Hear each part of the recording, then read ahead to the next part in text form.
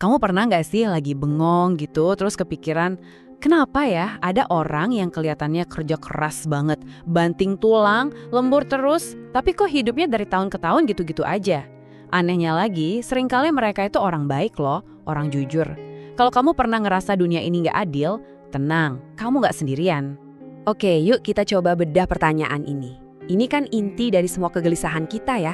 Kenapa usaha yang begitu besar, kadang-kadang hasilnya tuh kecil banget? Nah, jawaban dari pertanyaan ini bakal kita cari bareng-bareng di sini. Di satu sisi, kita lihat ada yang kerjanya habis-habisan, hidupnya gitu-gitu aja. Di sisi lain, ada yang kelihatannya lebih santai, tapi kok hidupnya malah terus naik. Kontras ini yang sering bikin kita garu-garu kepala. Dan ini bukan cuma perasaan loh, ini kenyataan yang dialami banyak banget orang. Dan ini bukan sekedar cerita dari mulut ke mulut. Data dari Bank Dunia nunjukin lebih dari 60% pekerja miskin di negara berkembang itu kerjanya berjam-jam, panjang banget, tapi pendapatan mereka nggak gerak sama sekali. Jadi secara statistik, kerja keras aja emang nggak cukup. Masalahnya lebih dalam dari sekedar rajin atau males. Jawabannya tuh ada di sesuatu yang nggak kelihatan, sesuatu yang sunyi. Namanya mindset atau pola pikir. Tapi tunggu dulu, ini penting banget. Kita di sini bukan buat nyalain orang yang hidupnya susah. Bukan, sama sekali bukan itu. Kita mau nemenin kamu berpikir pelan-pelan tentang pola pikir yang mungkin tanpa sadar ngejebak kita semua. Yuk, kita masuk ke perangkap pertama. Pola pikir yang satu ini kedengarannya realistis banget, bahkan kayaknya bijaksana. Namanya adalah mode bertahan hidup. Nah, kalimat-kalimat ini pasti akar banget kan di telinga kita. Kedengarannya wajar dong. Masalahnya bukan di kalimatnya, tapi ketika ini jadi prinsip hidup jangka panjang, disitulah letak bahayanya. Riset dari Harvard Business Review nyebut ini scarcity mindset atau pola pikir kelangkaan. Jadi gini, ketika otak kita terus-terusan ditekan sama masalah ekonomi, fokusnya itu jadi sempit, cuma buat masalah hari ini aja. Rencana jangka panjang dikorbanin, bukan karena bodoh, tapi karena terpaksa. Coba deh, kita pakai perumpamaan ini. Bayangin, amit-amit ya, rumahmu lagi kebakaran. Apa yang bakal kamu pikirin pertama kali? Pasti dong, kamu bakal fokus nyelamatin diri dan mademin api. Kamu nggak akan kepikiran soal desain renovasi atau mau bikin taman baru. Kedengerannya konyol kan?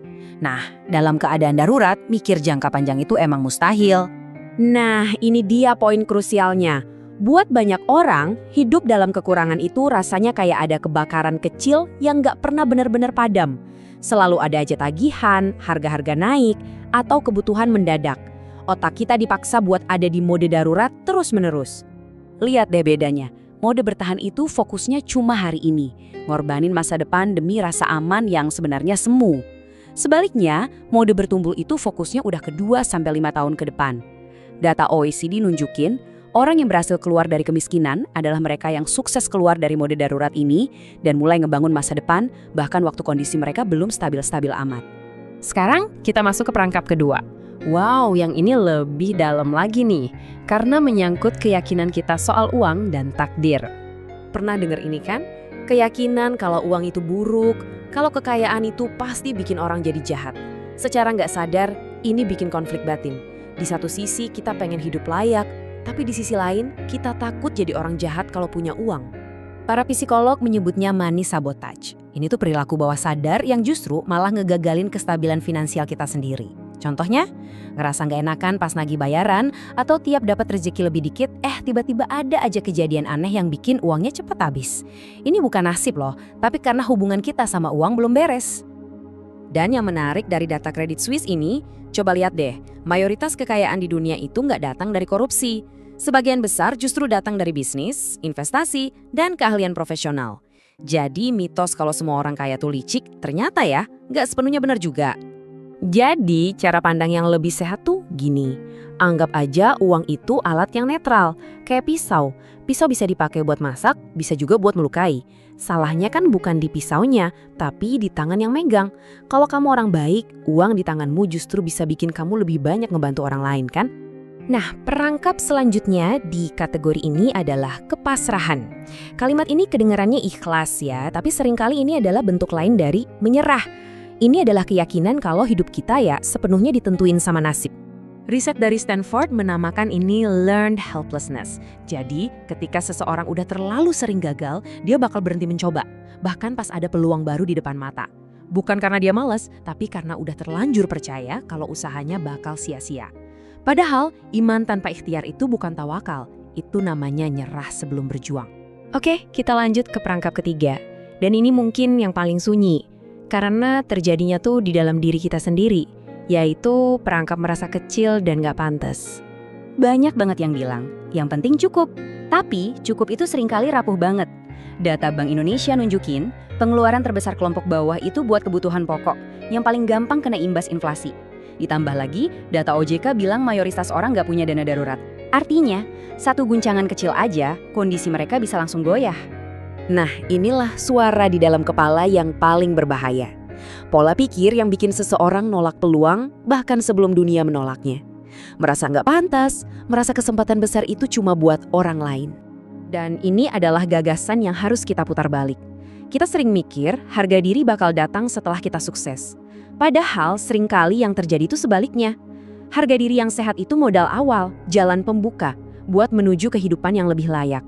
Berani mengambil ruang, itu langkah pertama, supaya kita dikasih ruang. Oke, setelah kita ngenalin 3 perangkap utama, sekarang pertanyaannya, terus gimana dong? Gimana caranya kita bisa keluar dari situ? Jawabannya adalah dengan membangun peta berpikir yang baru. Nah, ini dia peta barunya, 5 langkah praktis yang bisa kita mulai. 1. Jadilah adaptif. Daripada mati-matian ngejar stabilitas yang semu, lebih baik fokus ke skill yang bisa bantu kamu di banyak situasi. 2. Pisahin harga dirimu dari saldo rekening. Nilaimu sebagai manusia nggak diukur dari angka di bank, dan itu harus dipegang kenceng-kenceng. 3. Jangan sendirian. Jaringan sosial yang sehat itu jaring pengaman terbaik pas lagi krisis. 4. Fokus sama kendali kecil. Kuasai hal-hal yang bisa kamu ubah hari ini, sekecil apapun itu, buat ngebangun momentum. Dan 5. Jangan malu hidup sederhana. Ingat, ngebangun fondasi yang kuat itu butuh waktu dan pengorbanan, dan itu wajar banget. Kalau kamu nyimak sampai sini, mungkin kamu sadar satu hal yang pahit. Hidup itu emang kadang nggak adil, dan itu bukan salahmu.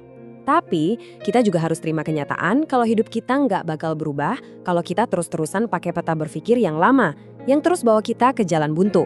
Mungkin selama ini kamu itu nggak gagal, nggak males, dan nggak bodoh. Mungkin kamu cuma kelamaan bertahan dengan pola pikir yang lama, padahal sebenarnya kamu udah siap banget buat bertumbuh. Jadi, pesan terakhir dari ulasan ini adalah jangan pernah menyerah pada versi dirimu yang terlalu kecil. Hidupmu boleh dan bisa jadi jauh lebih baik dari hari ini.